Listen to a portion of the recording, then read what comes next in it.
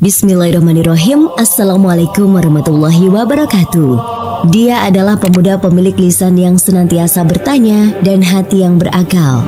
Dia adalah tokoh sahabat ternama yang memiliki kemuliaan dari dirinya. Ia tidak pernah ketinggalan untuk mendapatkan kemuliaan. Pada dirinya telah terkumpul kemuliaan menjadi seorang sahabat Rasul. Meski ia lahir terlambat, namun ia mendapatkan kemuliaan menjadi salah seorang sahabat Nabi Sallallahu Alaihi Wasallam. Ia juga mendapatkan kemuliaan karena masih ada hubungan kerabat dengan Rasulullah Sallallahu Alaihi Wasallam. Dia adalah sepupu Rasulullah Sallallahu Alaihi Wasallam. Ia adalah orang yang senantiasa puas di siang hari dan melakukan qiyam pada malam hari. Dialah Abdullah bin Abbas. Sebagai seorang rabbani umat Muhammad, dia adalah orang yang paling mengerti tentang kitabullah di antara umat Muhammad. Dia adalah orang yang paling paham tentang takwil Al-Quran, paling mampu menyelaminya dan memahami tujuan dan rahasia Al-Quran. Ibnu Abbas dilahirkan 3 tahun sebelum hijrah. Saat Rasulullah SAW wafat, dia baru berusia 13 tahun. Meski demikian, ia telah mampu menghafalkan 1660 hadis dari Nabi SAW yang dituliskan oleh Bukhari dan Muslim dalam kitab Sahih mereka berdua. Begitu ibunya melahirkan Abdullah, ia membawanya menghadap Rasulullah SAW untuk ditahnik dengan ludah beliau. Maka hal yang pertama kali masuk ke dalam perut Ibnu Abbas adalah air liur Rasulullah yang suci dan penuh berkah. Beserta dengan air liur tersebut, masuk juga ke dalam lambungnya ketakwaan dan hikmah. Siapa yang diberi hikmah, maka ia telah diberi kebaikan yang banyak. Surat Al-Baqarah 2 ayat 269. Begitu pemuda berbangsa Hasyimi tumbuh dewasa dan menginjak usia tamyiz, ia selalu mendampingi Rasulullah SAW seperti layaknya seorang saudara. Ibnu Abbas menyiapkan air jika Rasulullah SAW hendak berwudu. Ia melakukan sholat di belakang Rasulullah. Setiap kali Rasulullah SAW bepergian, Ibnu Abbas selalu berada di belakang Rasul dalam kendaraan yang sama. Sehingga ia bagaikan bayangan yang selalu mengikuti Rasulullah apabila beliau berjalan. Ia selalu berada di sekeliling Rasulullah di mana saja beliau berada. Dalam semua kondisi tadi, Ibnu Abbas selalu membawa hati yang hidup, pikiran yang jernih dan menghafalkan apa saja sehingga ia dapat mengalahkan semua alat rekam yang dikenal pada zaman modern ini. Ia bercerita tentang dirinya. Suatu saat Rasulullah SAW hendak berwudu. Lalu aku segera menyiapkan air untuk beliau sehingga beliau senang dengan apa yang aku lakukan. Tatkala beliau hendak melakukan sholat, beliau memberikan isyarat kepadaku supaya aku berdiri di sampingnya dan aku pun berdiri di belakang beliau. Begitu sholat usai, beliau menoleh ke arahku dan bersabda, "Mengapa engkau tidak berdiri di sampingku, ya Abdullah?" Aku menjawab, "Engkau adalah manusia terhormat dalam pandanganku dan aku tidak pantas berdiri di sampingmu." Kemudian beliau mengangkat kedua tangannya ke arah langit seraya berdoa, "Ya Allah, berikanlah kepadanya hikmah." Allah telah mengabulkan doa nabinya Sallallahu Alaihi Wasallam sehingga Allah memberikan pemuda Al-Hasyimi ini sebagian hikmah yang mengalahkan kehebatan para al-hikmah terbesar. Tidak dipungkiri bahwa Anda ingin mengetahui sebuah kisah hikmah milik Abdullah bin Abbas. Inilah sebagian kisahnya dan Anda akan mendapati apa yang Anda cari. Tatkala sebagian pendukung Ali meninggalkannya dan menyalahkan Ali dalam konflik yang terjadi antara dia dan Muawiyah radhiyallahu anhu, Abdullah bin Abbas berkata kepada Ali radhiyallahu anhu, "Izinkan aku, wahai Amirul Mukminin, untuk mendatangi kaummu dan berbicara kepada mereka." Ali menjawab, "Aku khawatir terhadap keselamatanmu dari kejahatan mereka." Ibnu Abbas menjawab, "Insya Allah tidak." Kemudian Ibnu Abbas mendatangi mereka dan ia belum pernah melihat kaum yang lebih giat beribadah daripada mereka. Mereka berkata, "Selamat datang kepadamu, ya Ibnu Abbas. Ada apa engkau datang ke sini?" Ia menjawab, "Aku datang untuk berbicara kepada kalian." Sebagian mereka berseru, "Jangan kalian berbicara dengannya." Sebagian lagi dari mereka berkata, "Katakanlah, kami akan mendengarkannya darimu." Ibnu Abbas berkata, "Ceritakanlah kepadaku apa yang kalian tidak sukai dari sepupu Rasulullah dan suami dari putri beliau, serta orang yang pertama kali beriman kepada beliau." Mereka menjawab, "Kami tidak menyukai 3 perkara dari dirinya." Ibnu Abbas bertanya, "Apa saja?" Mereka menjawab, Pertama, ia telah mengangkat orang untuk memberikan keputusan dalam agama Allah. Kedua, ia telah berperang melawan Aisyah dan Muawiyah dan tidak mengambil ghanimah serta budak. Ketiga, ia menghapuskan gelar Amirul Mukminin dari dirinya, padahal kaum muslimin telah berbaiat kepadanya dan menjadikan dirinya sebagai amir mereka. Ibnu Abbas menjawab, "Bagaimana pendapat kalian kalau aku membacakan kepada kalian beberapa ayat dari kitabullah dan hadis dari Rasulullah yang kalian tidak pungkiri kebenarannya? Apakah kalian akan menarik ucapan kalian ini?" Mereka menjawab, "Baiklah." Ibnu Abbas berkata, "Perkataan kalian bahwa ia telah mengangkat orang untuk memberikan keputusan dalam agama Allah, maka Allah SWT berfirman, 'Hai orang-orang yang beriman, janganlah kamu membunuh binatang buruan ketika kamu sedang ihram. Barang siapa di antara kamu membunuhnya dengan sengaja, maka dendanya ialah mengganti dengan binatang ternak seimbang dengan buruan yang dibunuhnya. Menurut putusan dua orang yang adil di antara kamu.'" Surat Al-Maidah 5 ayat 95. "Aku bersumpah kepada Allah di hadapan kalian, apakah keputusan orang dalam menjaga darah dan jiwa mereka serta menjaga hubungan baik di antara mereka lebih baik dari keputusan mereka atas kelinci yang hanya seharga 4 dirham saja?" Mereka menjawab, "Yang lebih baik adalah keputusan mereka dalam menjaga tumpahnya darah kaum muslimin dan menjaga hubungan baik di antara mereka." Ibnu Abbas bertanya, "Apakah kita sudah sepakat dalam masalah ini?" Mereka menjawab, "Ya, kita sepakat." Ibnu Abbas berkata, "Adapun ucapan kalian bahwa Ali melakukan perang namun tidak menjadikan Aisyah sebagai budaknya, sebagaimana Rasulullah selalu menangkap wanita milik musuh sebagai budak. Apakah kalian menginginkan untuk menjadikan ibu kalian Aisyah menjadi budak kalian yang dapat kalian pergauli sebagaimana layaknya budak wanita? Jika kalian mengatakan ya, maka kalian telah kafir. Jika kalian mengatakan bahwa ia bukanlah ibu kalian, maka kalian juga telah kafir." Allah SWT berfirman, "Nabi itu hendaknya lebih utama bagi orang-orang mukmin dari diri mereka sendiri, dan istri-istrinya adalah ibu-ibu mereka." Surat Al-Ahzab 33 ayat 6. "Pilihlah mana yang kalian sukai bagi diri kalian." Kemudian Ibnu Abbas bertanya, "Apakah kita sepakat mengenai hal ini?" Mereka menjawab, "Ya, kami sepakat."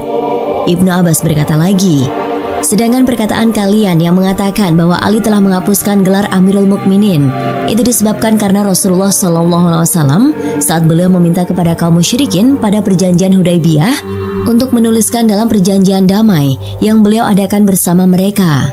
Inilah yang diputuskan oleh Muhammad Rasulullah. Mereka berkata, 'Kalau kami beriman bahwa engkau adalah Rasulullah, maka kami tidak akan menghalangimu untuk datang ke Baitullah dan kami tidak akan memerangimu. Akan tetapi tuliskanlah Muhammad bin Abdullah.' Maka saat mereka berkata demikian, Rasul bersabda, 'Demi Allah, saya adalah Rasulullah, meski kalian mendustaiku.'"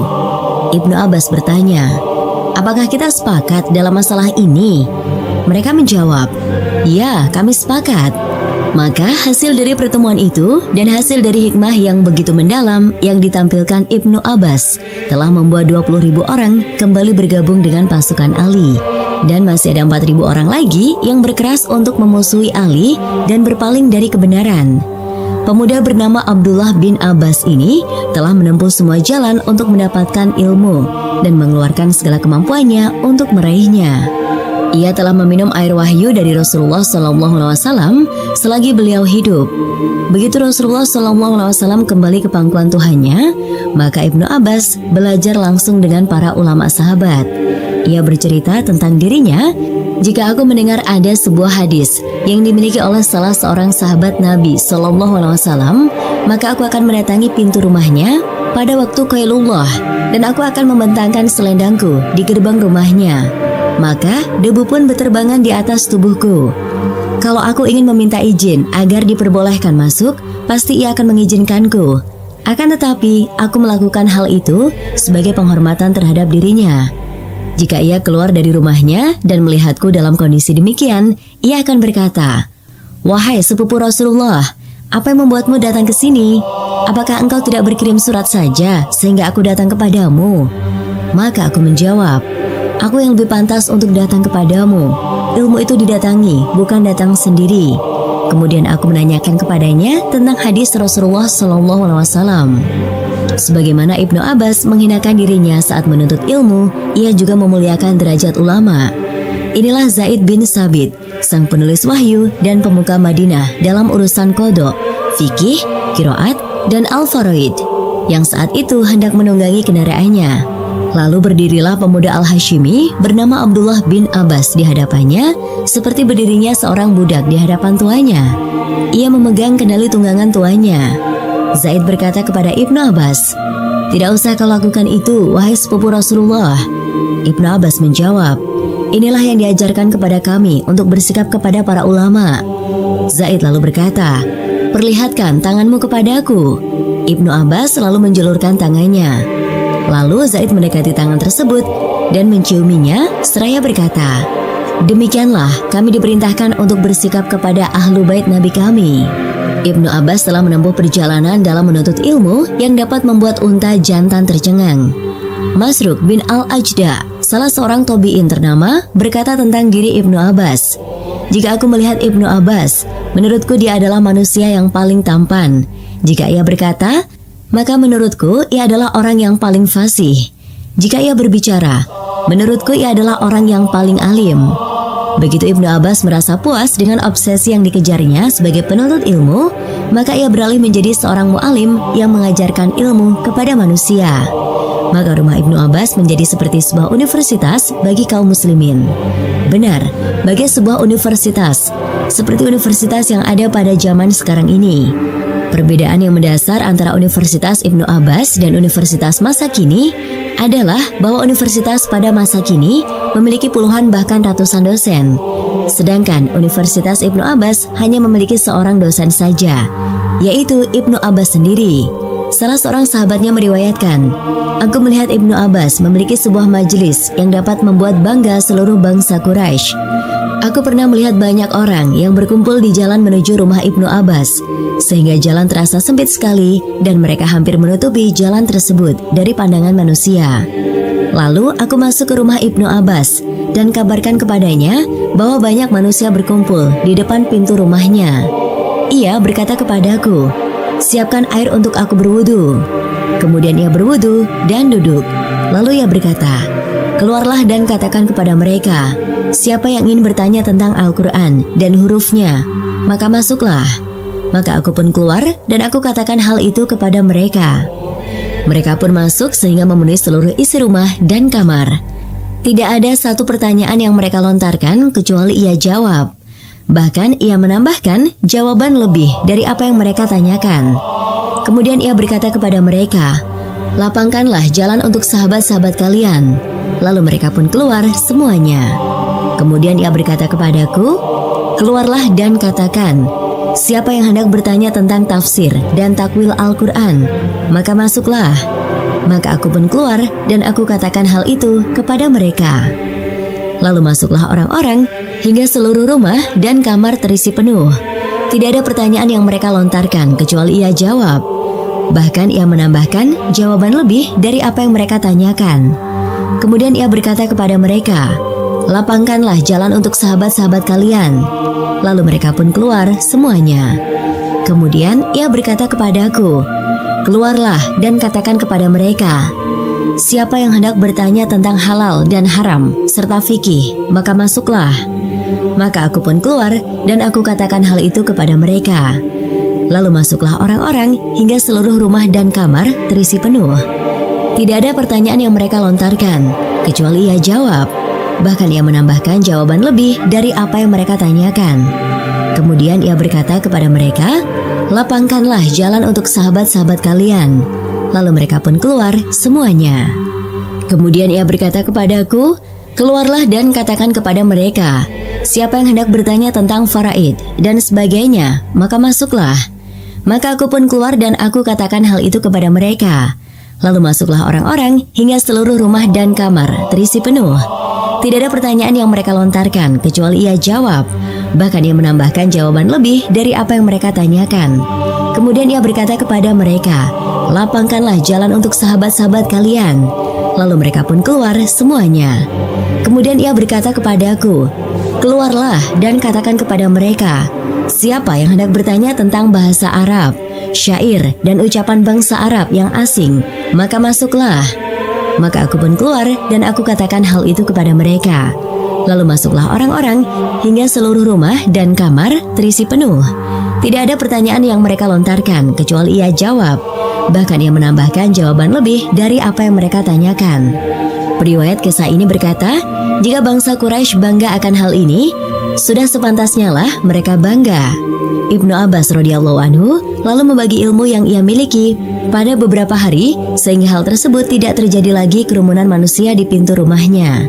Maka ia kemudian membuka sebuah majelis pada hari tertentu di mana ia hanya mengajarkan tafsir. Satu hari hanya untuk mengajarkan fikih, satu hari hanya untuk mengajarkan kisah peperangan Rasulullah SAW, satu hari hanya untuk mengajarkan syair, satu hari hanya untuk mengajarkan sejarah bangsa Arab. Tidak ada seorang berilmu yang menghadiri majelisnya kecuali tunduk di hadapannya. Tidak ada orang yang bertanya kepadanya kecuali mendapatkan jawaban dan ilmu darinya. Ibnu Abbas dengan keutamaan ilmu dan pemahaman yang ia miliki telah menjadi penasehat Khulafaur Rasyidin meskipun ia masih berusia muda. Jika Umar bin Khattab memiliki masalah yang sulit untuk dipecahkan, maka ia akan mengundang para pembesar sahabat, termasuk di antara mereka adalah Abdullah bin Abbas. Jika Ibnu Abbas sudah hadir, maka Umar akan memuliakannya dan merendahkan derajat diri Umar dan berkata, kami memiliki permasalahan sulit yang hanya dapat dipecahkan oleh orang-orang sepertimu. Umar suatu saat pernah dikecam karena lebih mendahulukan Ibnu Abbas dan menyamakan Ibnu Abbas dengan orang-orang tua, padahal ia adalah seorang pemuda. Umar pun berkata, dia adalah seorang pemuda kahul yang memiliki lisan senantiasa bertanya dan hati yang berakal. Meski Ibnu Abbas sering memberikan pengajaran kepada kalangan khusus, namun ia tidak pernah lupa hak kalangan umum pada dirinya. Ia masih saja membuat majelis untuk memberi nasihat dan peringatan bagi manusia awam. Salah satu dari nasihatnya adalah ucapannya kepada para pelaku kejahatan dan dosa. Wahai orang yang melakukan dosa, janganlah engkau merasa aman dari hasil perbuatan dosamu. Ketahuilah konsekuensi dari perbuatan dosa itu lebih besar daripada dosa itu sendiri. Ketahuilah ketidakmaluanmu dengan orang yang berada di kanan dan kirimu saat engkau melakukan dosa itu tidak akan mengurangi dosamu. Ketahuilah bahwa tawamu saat melakukan dosa dan engkau tidak tahu apa yang akan Allah perbuat terhadap dirimu itu lebih besar dari dosa yang kau lakukan. Ketahuilah, kebahagiaanmu saat berdosa, jika kau melakukannya itu, lebih besar dari dosa itu sendiri. Ketahuilah, kesedihanmu apabila kau tak sempat melakukan dosa itu, lebih besar dari dosa itu sendiri. Ketakutanmu terhadap angin yang dapat menyingkapkan rahasiamu saat engkau melakukan perbuatan dosa, dan hatimu tidak takut dengan pandangan Allah kepada dirimu, itu lebih besar dari dosa. Wahai pelaku dosa, apakah engkau tahu dosa apa yang telah diperbuat oleh Ayub alaihissalam ketika Allah menguji dirinya dan hartanya? Dosanya adalah saat ada seorang yang miskin meminta tolong kepadanya untuk melawan kezaliman atas dirinya. Ayub tidak berkenan membantunya. Ibnu Abbas bukanlah termasuk orang yang dapat berkata namun tidak mampu melakukannya. Ia juga tidak termasuk orang yang bisa melarang, namun malah mengerjakannya. Dia adalah orang yang senantiasa berpuasa pada waktu siang dan melakukan qiyam pada saat malam. Abdullah bin Mulaikah mengisahkan tentang Ibnu Abbas. Aku menemani Ibnu Abbas dari Mekah ke Madinah. Jika kami singgah di suatu tempat, tengah malam ia melakukan qiyam dan manusia lain tertidur karena kelelahan. Suatu malam aku melihatnya sedang membaca. Dan datanglah sakaratul maut yang sebenar-benarnya. Itulah yang kamu selalu lari daripadanya. Surat Qaf 50 ayat 19. Ia terus mengulangi ayat tersebut dan menangis dengan suara yang keras hingga fajar menjelang. Sejak itu kami tahu bahwa Ibnu Abbas adalah manusia yang paling tampan, manusia yang paling cerah wajahnya. Ia selalu menangis karena takut kepada Allah, sehingga air mata selalu membasahi kedua pipinya yang bagus. Ibnu Abbas telah mencapai batas kemuliaan ilmu. Hal itu karena pada tahun tertentu, Khalifatul Muslimin Muawiyah bin Abi Sufyan hendak melakukan haji, dan Ibnu Abbas juga hendak melakukan haji juga. Akan tetapi ia tidak memiliki kekuatan dan kekuasaan. Muawiyah diiringi oleh segerombolan pembantu kenegaraannya. Namun Ibnu Abbas memiliki rombongan yang mengalahkan rombongan khalifah yang terdiri dari para penuntut ilmu. Ibnu Abbas berusia 71 tahun yang ia hias dengan mengisi dunia dengan ilmu, pemahaman, hikmah, dan takwa. Saat ia wafat, Muhammad bin Al-Hanafiyah memimpin sholat jenazah atasnya dengan diiringi oleh para sahabat Rasulullah SAW yang tersisa dan para pembesar tabi'in. Saat mereka sedang menguburkan jasadnya, mereka mendengar ada yang membacakan ayat, "Hai jiwa yang tenang, kembalilah kepada Tuhanmu dengan hati yang puas lagi diridhoinya, maka masuklah ke dalam jamaah hamba-hambaku dan masuklah ke dalam surgaku." Surat Al-Fajr 89 ayat 27-30. Dan demikianlah kisah kali ini, semoga bisa bermanfaat bagi kita semua. Amin, Allahumma amin. Sekian, wassalamualaikum warahmatullahi wabarakatuh.